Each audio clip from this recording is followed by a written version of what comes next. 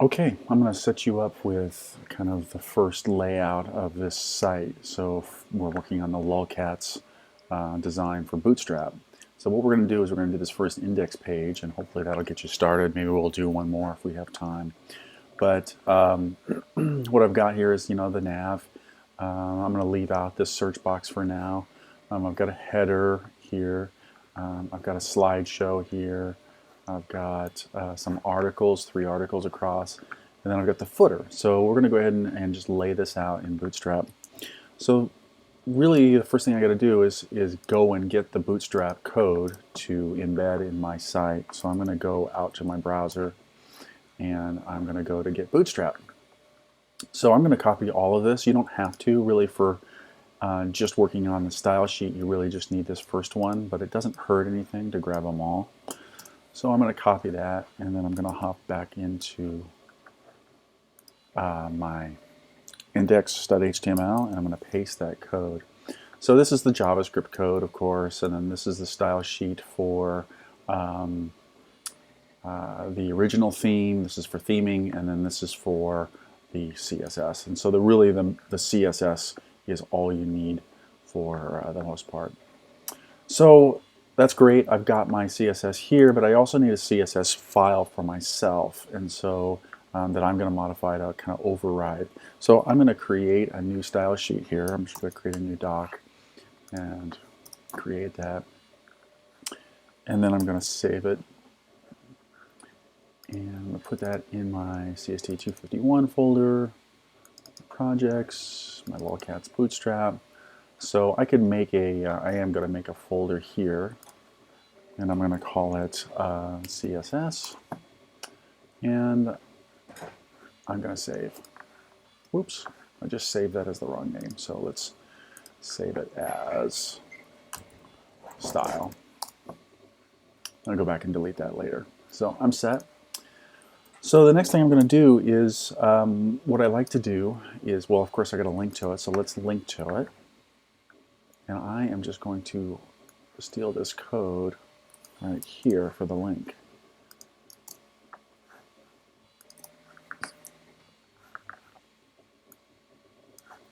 And change the link to wherever I save that. So I save that in a folder called CSS, and I call it style.css. So now I've linked to that file. If I come up and click in my live preview area, if I say live and split, notice my style sheet updates right there. And I can actually just go and edit it by clicking on it and then click back to my source code. So it's an easy way in Dreamweaver to hop back and forth between some of your code. So I've got now my CSS linked, and again I'm going to come back to my doc here with my preview, and I've got to do a nav, and I've got to do, like I say, these columns. So really the way I'm going to lay this out is to lay these out in rows, or in rows and cells using the Bootstrap grid. So this is going to be a row that goes all the way across. It takes up 12 cells in my grid. So a few things I've got to do first. Go down here, and I'm going to go into my body, and I'm going to set up a div. So it's div class row. Actually, got to wrap it in a container first. I always open and close my divs when I create them. So now I've got a container, and now I'm going to set up a row. So I'm going to go div class row, close it, close the div, and now I'm going to say another div with a class. And this is where I put my first cell in my row, in my grid. So I'm going to use column medium, call dash medium, and it's going to be 12 cells across. So what that means is it's going to take up 12 of the cells that would normally go across. And you can see my little dotted line appeared here, and it shows now where that's laid out. So, and I'm actually going to just put a little placeholder text in here and call it nav. So the next thing I'm going to do is I'm going to go back and I'm going to mark up this CSS so I can have some sort of background in there and see what I'm doing, because normally when you preview it, then it's just going to be white because there's no real styles associated with the cells in the grid. So we did this with Bootstrap as well, and so I'm sorry, with the other assignment for the grid, like Valdez or the Britney Spears comeback. Okay, so what I can do is I could just say MD dash call class, so it's dot call dash medium dash 12, and then I could say, look, make the background yellow and close it. And if I save that and I hop over here, I'm going to see that nav turn yellow if I did it right. Oops, there we are. Change that to a medium. Save it, hop over here, click in there, there we go. So now I've got this yellow background, and so let's go a little further here. I'm going to set a height of 100 pixels. Yeah, let's drop it down to 50 pixels just to have a little space, and I'm going to say I'm going to give it a border of, I don't know, like 3 pixels, solid green. And again, I'm going to save it, hop over here, and so now I've got this cell that kind of is where my navigation is going to go. So this is pretty easy from here on out. I'm just going to duplicate this cell or this row and keep adding rows to my page. So let's give a little room here. And I'm also going to clean up my code here. I'm going to go to Commands, Apply Source Formatting. On the more recent versions of Dreamweaver, if you go to Edit Code, it'll say Edit Code, and then it'll say Apply Source Formatting. So I'm going to clean that up. And all I did was, it does is just cleans up the code a little bit for me. So I'm going to take this row, and I'm going to copy it, and I'm going to just paste. Boom. No, it's 2, 3, 4, 5. Okay, so we've got a head, and we've got slideshow, we've got articles, and we've got a footer. So now I'm just kind of laying out the page. If we come back to live view here, it's just these 5 areas of the page. Well, if I go back to my theme, or go back to my example, this is going to be a single row because these will be individual buttons. I'm not going to use a grid for that. And we'll deal with this code later, but we'll make that happy. I think I already have a demo out on that. The slideshow, I could split this up, and I think I will. So what I would do is, if I were to break this into 3 cells that go across, that would be, well, if they're 3 equal cells, it's 4, 4, and 4, but this isn't quite equal, is it? So I'm going to go 2, 6, how about 3, 6, and 3? So in that slideshow area, I'm going to go 3, 6, and 3.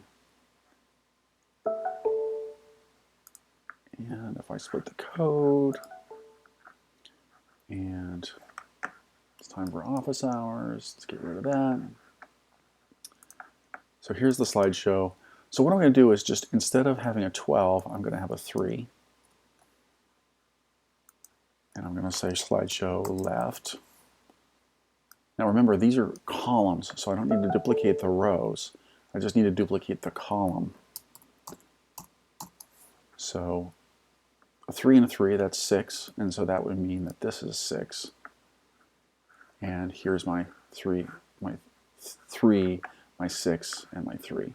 You can see what my problem is when I define the style, I only made a style for the 12 characters wide. So if I come back here, See, this is only defined for 12, so I could say, oh, well, all right. Tell you what, let's do a 3. There's a trick here, and it's called a wildcard. And if I can remember it, I will try, but I will say, oh, I gotta go look it up. I think I actually still may have it here. But what I'm gonna do is I'm gonna Google CSS wildcard class. And it's actually here in Stack Overflow. It's a great example.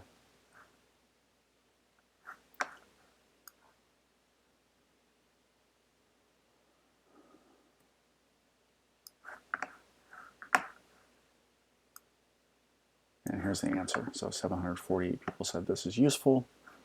And this is the actual style right here. All the explanations down here, but essentially it's saying if it starts with this text, then apply that style. If it contains this text, apply this style. So I'm going to say contains, but you could also say starts with.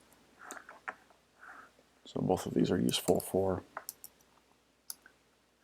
having a wildcard. And a wildcard is just a character that is a style that is kind of a variable. It has could be anything. And so I'm going to delete that, and I'm going to say call dash. If I say call dash, then it will apply this style to everything in here.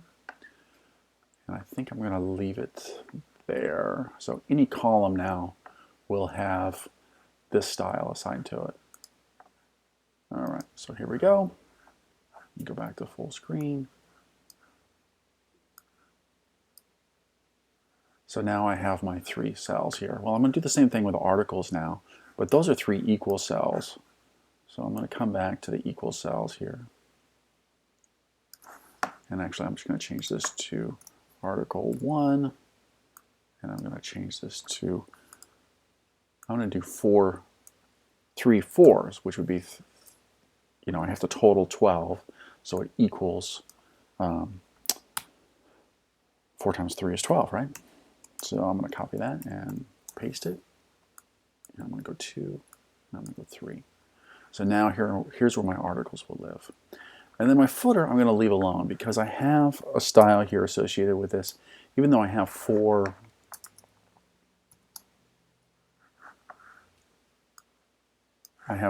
areas inside that, I really want to put a separate nested row in there. So I have this all as one giant cell, and then I'll nest a row inside that. So the way to do that is pretty straightforward. I'm going to leave this row as it is. I'm going to delete the word footer, and I'm going to put some space here. Now I'm going to put a new row in. So I'm nesting it. So I'm going to say div class, and I'm going to say row, and close it. So I set a new row, and now I'm going to go 4 cells. So now I'm going to do 4 3s. So I'm going to say div class call medium, and that's a medium 3. And I'm going to close it, and I'm going to just say footer 1 and footer 1, footer 2, footer 3, footer 4. 2, 3, 4. So now what I can do is I can go in and add styles to this and start cleaning this up, and it'll set up my width and height and all of that later. So I can go back actually now and get rid of that other code if I wanted to, the style sheet at the top here. So I could comment this out.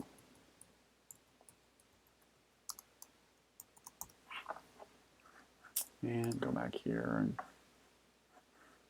kind of goes back to normal. So let's keep going. So I've done the layout, rough layout of the page. Now I know it doesn't look like much, but as I start adding navigation, adding an image here for the header, or adding some CSS for the header there, I can put that slideshow image in the middle cell here. So I'm just going to go back now and replace each of these things and put in the real content. And I can do this for each of the pages. So I'm going to move on to the nav. I know I've already done a demo for the nav, but it's going to be pretty straightforward here. Here's the nav, and I'm going to just put some space in. And the way that you do that, the way that I recommend doing that is using nav pills. So if I say bootstrap nav pills,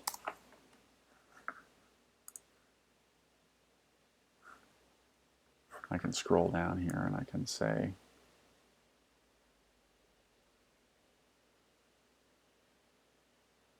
nav tabs, drop down pills. There we go. So here's nav pills. So there's a lot of examples here, but this is the one I found that works the best for Bootstrap. So if I paste that in, now I've got these buttons here. And actually I think we have, how many buttons? We have 1, 2, 3, 4, 5, 6. Right now we have 4. So I'm just going to 4, 5. So home is actually 1, 2, 3, 4, 5. So now I've got these buttons here. And again, I can come back to my own style sheet and I can say, look, nav pills, you're going to have a green background and so on. So if I copy that, come back to my style sheet, .nav pills,